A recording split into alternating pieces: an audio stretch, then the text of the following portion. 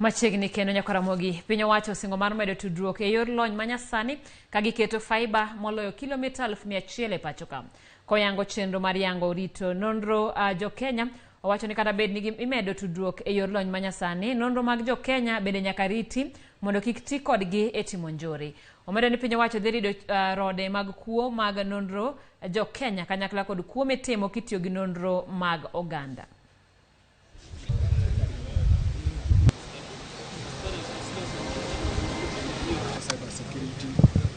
Center, which we collaborate with other government agencies. Health data, Your Excellency, it's very sensitive, yet without health data, we are not able to diagnose, we are not able to treat, we are not able to research. So that is our role, to make sure that when that health data is collected, it's the institutions collecting it secure it.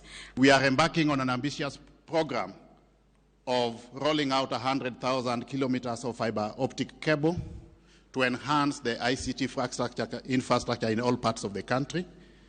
We are establishing and operationalizing 25,000 free Wi-Fi hotspots all over the country, and also in the same vein, setting up a total of 1,450 digital hubs in all the wards.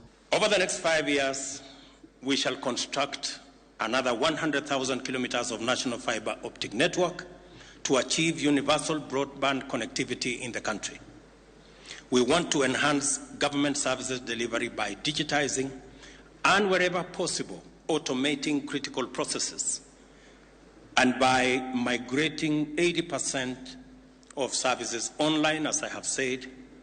And we are developing the digital master plan and establishing a regional app to promote the large-scale development of software for export.